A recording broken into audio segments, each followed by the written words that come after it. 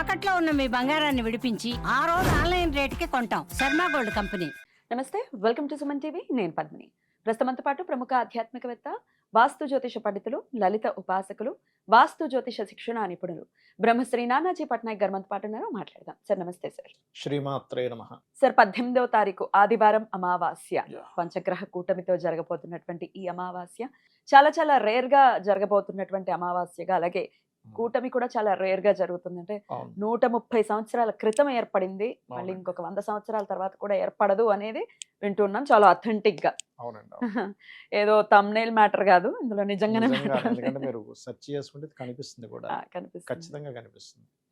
కొంతమంది రావడం అండి ఈ సంవత్సరం ప్రత్యేకత ఏంటంటే 3 times పంచగ్రహ కూటమి అనేది ఎప్పుడు రాలేదు. కన్సర్వేటివ్ గా వరుసగా వస్తూనే ఉంది వరుసగా జనవరిలో ఒకసారి, ఫిబ్రవరిలో ఒక 2 సార్లు, అలాగే 3 సార్లు చతుర్గ్రహ కూటమి ఇదైతే ఉంటుంది.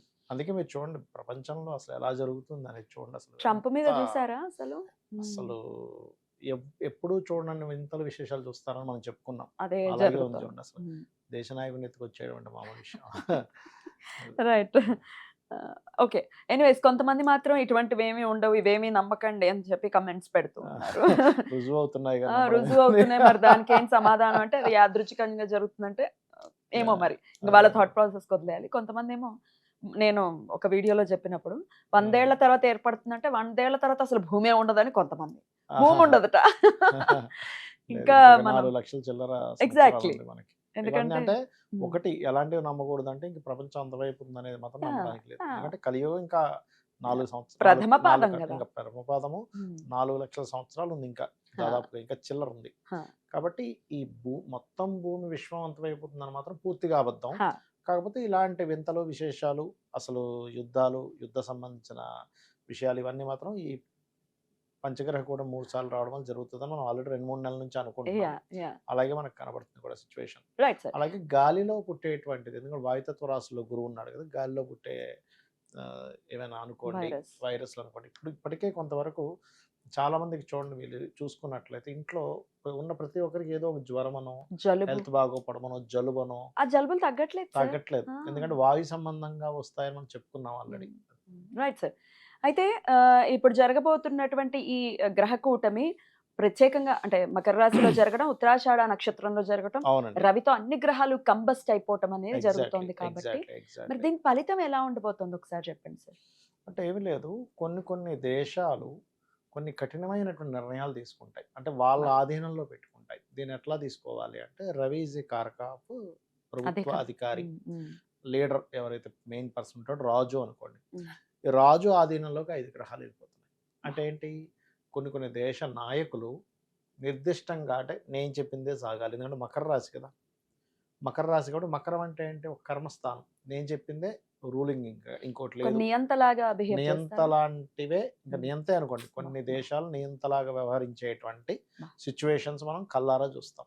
ఇంకా అందులో సందేహం ఏమీ లేదు. మన భారతదేశం అందులో, భారతదేశం కంటే కూడా విదేశాల్లోనే ఎక్కువ ఉంటుంది ఆ ప్రభావం అనేటువంటి. Okay, right sir. ఇక ద్వాదశ రాశులకి కూడా ఎట్లాంటి ఫలితాలను ఇవ్వబోతోంది ఈ గ్రహ కూటమి అనేది ఒకసారి చెప్పండి సార్. అలాగే ఆదివారంతో కూడి వస్తోంది కాబట్టి అమావాస్య చాలా పవర్ఫుల్ టైం గా చూస్తూ ఉంటారు. మంత్ర సాధనని విశేషంగా చేసుకోవాలి అని చెప్పి మీరు అన్నట్టుగా సాధకులకి మంచి సమయం అండి ఇది. ఎందుకంటే కొన్ని సాధనలు ఏంటంటే అమావాస్య నాడు చేస్తారు, కొన్ని సాధనలు అష్టమి టు అమావాస్య చేస్తారు. అలాగే కొన్ని తిథులు కొన్ని వారాలు కలిసినప్పుడు మనం చూడండి, కొన్నిసార్లు గురు పుష్య యోగము అంటాం, పుష్యమి నక్షత్రం గురువారం వస్తే మంచిదని.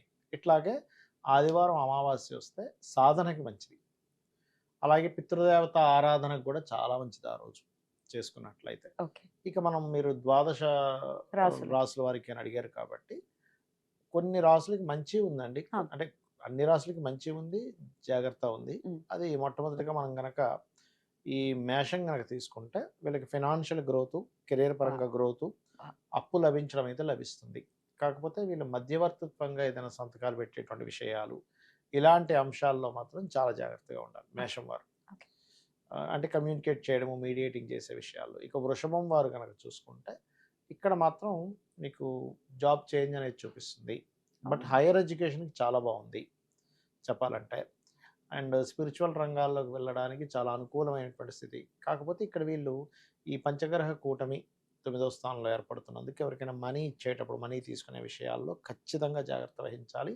అందులో పర్టికులర్గా ఏదైనా ప్రాపర్టీ సంబంధించిన వాటికి ధనాన్ని ఇచ్చే విషయంలో ఖచ్చితంగా వృషభ రాశి వారు చాలా జాగ్రత్త వహించాలి. ఓకే. ఇక మిథునం వారు కనుక చూసుకున్నట్లయితే ఇక్కడ ఇచ్చేటువంటి రిజల్ట్ ఏమిటి అంటే వీళ్ళ ఆరోగ్య విషయంలో కొంత జాగ్రత్తగా ఉంటే షార్ట్ జర్నీ చేసేటప్పుడు ఎవరితో అన్నదమ్ములతో కొంచెం మాట్లాడుకునేటప్పుడు ఇట్లాంటి విషయాల్లో, ఎందుకంటే ఇక్కడ మీకు 3వ స్థానంలో కేతు కూడా ఉన్నాడు. అష్టమంలో గ్రహాలు అష్టమంలో గ్రహాలు ఉన్నప్పుడు ఆల్ ఆఫ్ సడన్ చేంజెస్ ఇస్తూ ఉంటుంది. కొంచెం వాహనం మీద వెళ్ళేటప్పుడు కూడా కొద్దిగా జాగ్రత్త వహిస్తే సరిపోతుంది వీరికి.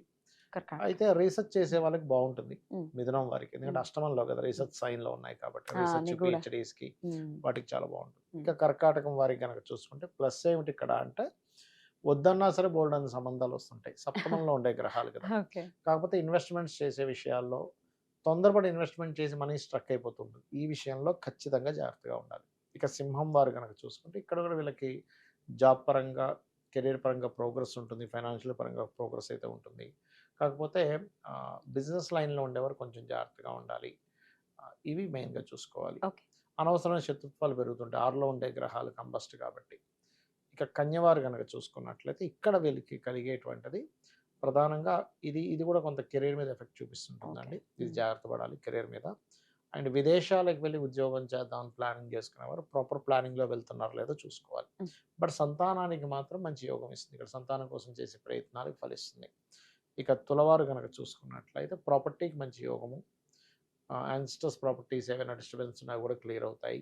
కాకపోతే లాంగ్ జర్నీస్ వెళ్ళేటువంటి విషయాల్లోని మరియు అదేవిధంగా పెద్ద మొత్తంలో ఏదైనా బిజినెస్లో చేసేటువంటి వారు కొంత జాగ్రత్తగా ఉండాలి. ఇక వృశ్చికం వారు కనుక చూసుకున్నట్లయితే ఇక్కడ ఇది కూడా వివాహానికి మంచి యోగ్యవంతమైనటువంటి పాజిటివ్ ట్రిగర్ ఇస్తుంది ఇక్కడ.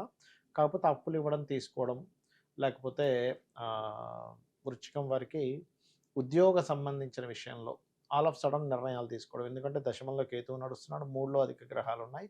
దీనివల్ల ఏమవుతుందంటే 3లో అధిక గ్రహాలు ఉన్నప్పుడు ఆ వ్యక్తికి పౌరుష పరాక్రమాలు పెరుగుతూ ఉంటాయి, అది కొంచెం చూసుకోవాలి. ఇక ధనస్సు వారు కనుక చూసుకుంటే ఇక్కడ ఫైనాన్షియల్ గ్రోత్ 2వ స్థానంలో ఫైనాన్షియల్ గ్రోత్, కెరియర్ గ్రోత్ ఇవన్నీ చాలా బాగున్నాయి చెప్పాలంటే. కాకపోతే ఇక్కడ వివాహ నిర్ణయాల విషయంలో కొంచెం జాగ్రత్తగా ఉండాలి, ఎందుకంటే ఇక్కడ సప్తమం అనేటువంటిది కొంచెం డిస్టర్బ్ అవుతూ ఉంటుంది. గురువు ఉన్నాడు, పాడైన గురువు ఉన్నాడు. అదిగాక మీకు శని రాహు చూస్తున్నాడు కూడా సప్తమంలో ఉండే గురువుని. ఇంకోటి ఎప్పుడైనా సెకండ్లో అధిక గ్రహాలు ఉన్నప్పుడు సప్తమం దెబ్బతింటూ ఉంటుంది. ఎందుకంటే మీరు గమనించండి, ఎక్కువ ధనం మీద పడ్డ వ్యక్తికి ఇంట్లో ఉండే జీవిత భాగస్వామితో రిలేషన్ దెబ్బతింటుంటుంది, ఎంతసేపు ఫైనాన్స్ మీదే ఉంటుంది.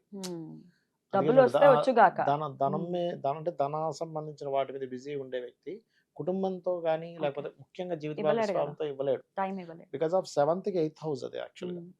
అండ్ అట్లాగే మీకు మకరం వారు కనుక చూసుకున్నట్లయితే ఇక్కడ ఇచ్చేటువంటి రిజల్ట్ ఏమిటంటే సంతాన యోగము, కొంచెం వర్క్ అధికమైనటువంటి ఆపర్చునిటీస్ వస్తుంటాయి కానీ అదే ప్రెజర్ కూడా ఉంటుంది వీరికి. కొంచెం హెల్త్ కొంచెం కాన్సన్ట్రేషన్ చేయాలి, ఎందుకంటే లగ్నంలో పంచగ్రహ కూటమి ప్లస్ లగ్నంలో అమావాస్య ఏర్పడుతుంది కాబట్టి హెల్త్ విషయంలో జాగ్రత్తగా ఉండాలి.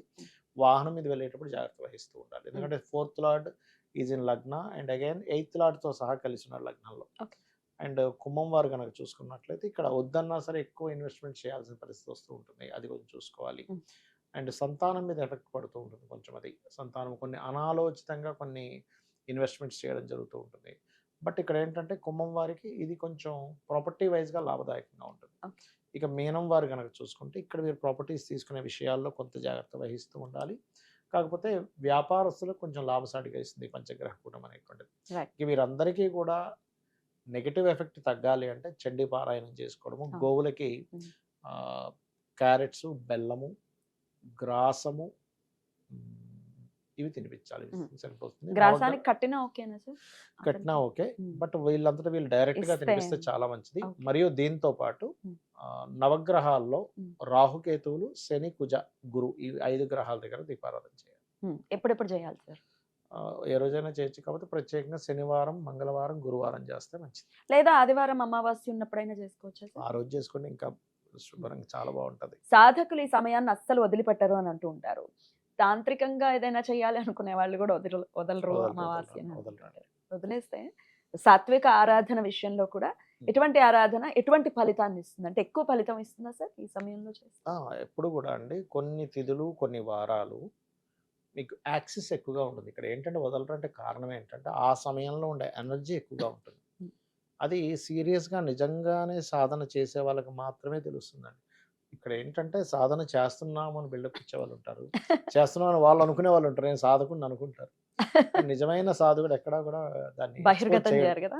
ఎక్స్‌పోజ్ చేయడు. హ్మ్. సైలెంట్‌గా చేసుకుంటాడు. ఏం తెలియనట్టుగా మామూలుగా ఏదో ఎగ్జాక్ట్లీ. ఏదో తిరుగుతున్నట్టుగా ఉంటూ ఉంటారు. మనం అట్లా ఉండదు. కనిపెట్టలేం కూడా అస్సలు ఏం కనిపెట్టలేం సాధన కూడా. చేస్తున్నారు. వాళ్ళకి చాలా దర్శనాలు జరుగుతాయి. వాళ్ళు దాన్ని ఎక్కడా కూడా ఎక్స్‌పోజ్ కూడా చెయ్యరు. ఉమ్, ఎందుకంటే అది అంతే ఇంకా సైలెంట్ అయిపోతారండి. ఉమ్, ఎంత సాధనలోకి వెళ్తే ఉమ్, మనిషి అంత సైలెంట్ అయిపోతాడు. ఉమ్, అంటే నిజం తెలిసిపోతుంది. అసలు ఒక రకంగా చెప్పాలంటే ఎందుకు చాలామంది హిమాలయాల్లోకి, అడవుల్లోకి వెళ్ళిపోతారంటే సత్యం తెలిసిపోద్ది. ఇదంతా జస్ట్ మిథ్య.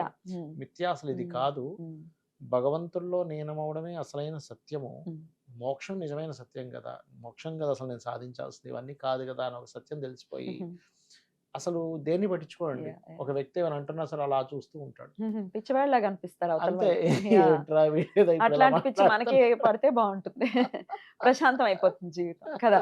అప్పులు, పిల్లలు, సంసారం. అయితే అయితే సంసారం ఇవన్నీ ఉండాలి. ఉండాలి ఉండాలి. కాకపోతే ప్రతీదీ కూడా భగవంతుడికి అర్పిస్తూ హా. మీ జీవితాన్ని గడపాలి. హా. ఆస్వాదిస్తూ. ఎగ్జాక్ట్. అది అసలు ఇంకా కరెక్ట్ అయినట్టు.